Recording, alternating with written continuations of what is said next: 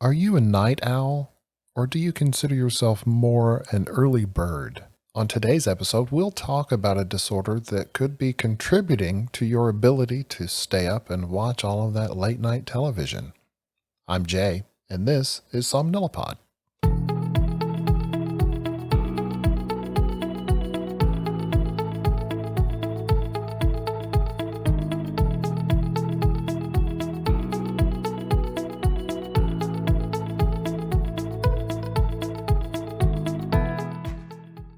Hello, everyone. Welcome back.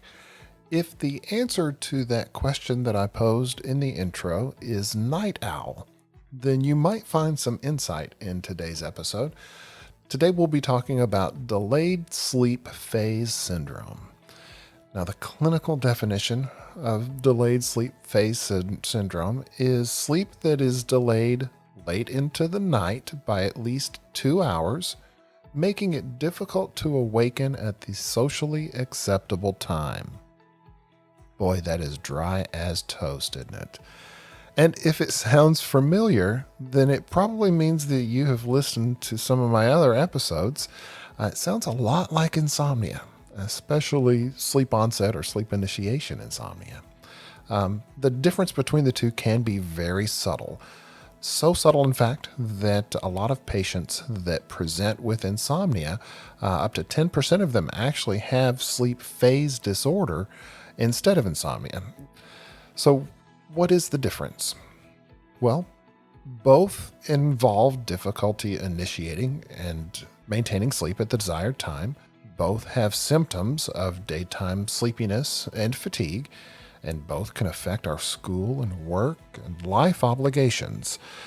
So the real kicker is that delayed sleep phase is actually a disorder of your circadian clock.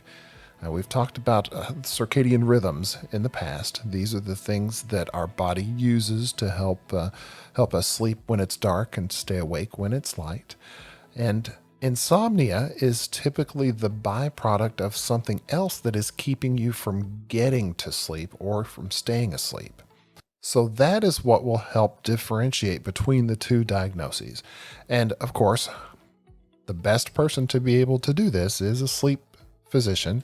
So look up your local sleep disorder center if that is bothering you and give them a call. In the general population, it's hard to estimate the total number of people that have this disorder just because it is so similar to insomnia. But it's typically seen more in teens and young adults. However, it can progress into adulthood if left untreated. Some of the numbers state that it's up to 16% of teens and young adults can experience sleep phase disorder. Now, typically what a sleep physician will do, they'll look at a couple of different things with regard to investigating this. If you are given the opportunity to sleep on your own schedule, do you have a normal quality of sleep time, and do you wake up refreshed? So, for example, if you go to bed, find yourself going to bed at 1 or 2 in the morning, and on your days off or on vacation, if you wake up at 8 or 9 in the morning, maybe 10 or 12, do you feel that you have any issues? Are you able to maintain wakefulness? Do you feel the need to take naps? The physician will investigate as to whether or not there is something else that can be affecting this. So, for example, with insomnia, there may be something else as far as another sleep disorder that may be contributing to the condition. We've mentioned sleep apnea in the past. It can sometimes present as insomnia. Also, a disorder called restless leg syndrome can keep people from falling asleep for several hours. So it can also mimic this disorder. Other medical conditions, pain issues, medication use that sometimes can affect your ability to get to sleep may be a problem. Sometimes substance abuse. We've all abused caffeine, I think, at a time or two. But caffeine use, nicotine use, those are the types of things that your physician will look at.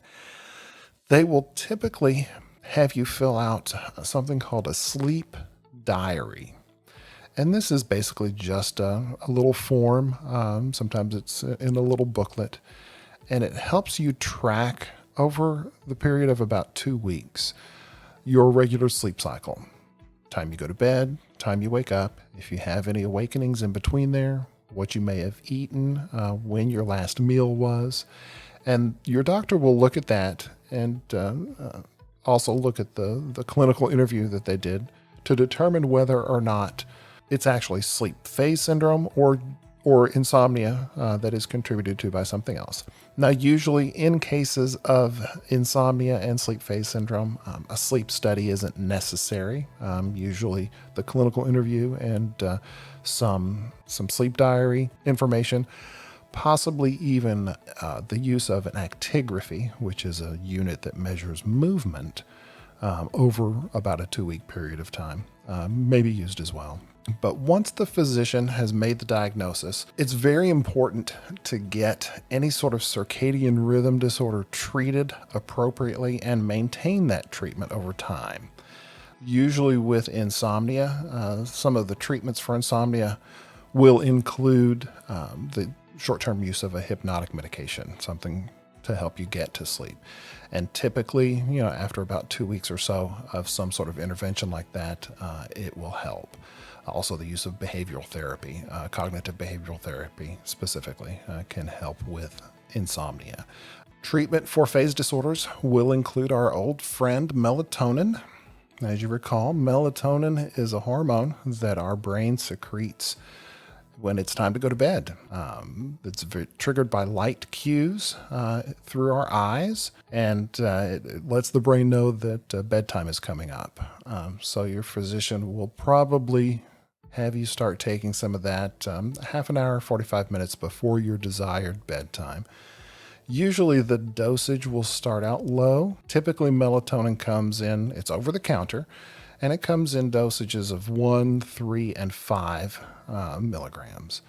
So typically start with 1 milligram. You may need to increase that if you find that it's not being effective. In conjunction with melatonin therapy, the physician will also have you start what's called bright light therapy. Now, bright light therapy involves the use of, like it says, bright lights. These are at least 10,000 lux, so it's not like your regular 60-watt light bulb that you have in your lamp. You don't just turn that on and hold it close to your face, because that could be awkward. But these lamps simulate natural sunlight. Now, typically, if you have access to be able to get some natural light in your environment, that's going to be best. But there are devices that will mimic that with the bright light therapy. They come in all different shapes and sizes. I personally have one that sits on my desk. So usually during the winter months, I will have it sitting on my desk. It's best to start using it shortly after you awaken, because what it does, it helps your body reinitiate its circadian cycle with light and darkness. Some patients that suffer from this will have bright lights installed in their bathrooms in the morning, so that when they go into the restroom to take a shower, they're actually exposing themselves to the bright light therapy that they need. And typically it will be for periods from 30 to 90 minutes. Your doctor would work that schedule out with you based on your sleep information, sleep diary, and the sleep questionnaire that you would have filled out. Typically, it will take a little while for these things to take effect. Now, treating sleep phase disorder can be a sticky widget. I spoke with Dr. Mohammed Saad. He is the Chief of Medicine for the Pulmonary Critical Care and Sleep Medicine Department at the University of Louisville Physicians and University of Louisville Healthcare. He is also the medical director for their Sleep Disorder Center. He points out that while it is ideal to try to work your way forward around the clock, working your way backwards around the clock can be very difficult. Unfortunately, not a lot of people have the luxury of taking 3 weeks to move their sleep phase up around the clock to get it back to a normal time. So most people opt to try to use different types of treatment. Unfortunately, it's not one of those things that you can start doing taking these steps and have relief the next day.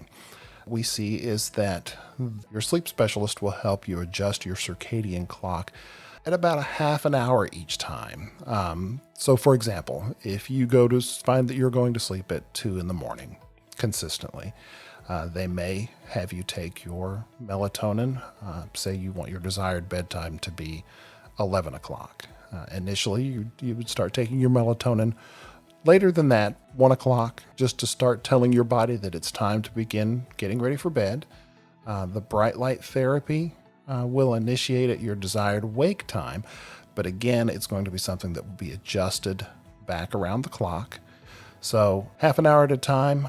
Usually you want to do several nights on that schedule and then bump it another half an hour up until you reach your desired bedtime. Now, once you've reached that desired bedtime, it does need to be maintained because you have a propensity for readjusting your circadian rhythm. As I've mentioned in other episodes, our bodies really do like our habits. So maintaining proper sleep hygiene, which is having a good sleep schedule, maintaining a regular wake time, even on your days off and on vacations, will be crucial. Now, all of that being said, if you are in a situation where going to bed at 2 in the morning and waking up at noon works for you, more power to you. Unfortunately, some people just simply find that they cannot maintain that type of schedule. So if you are one of those people, please contact your local friendly neighborhood sleep disorder center, and they will be able to help you get that issue taken care of. I hope that you have enjoyed this episode, and I would really love to hear from you. If you feel like there's something else you would like me to discuss, please let me know. You can contact me at j@somnilopod.com. You can also follow me on Facebook, Instagram, and Twitter. And until next time, I do hope that you can get some good sleep. Thanks.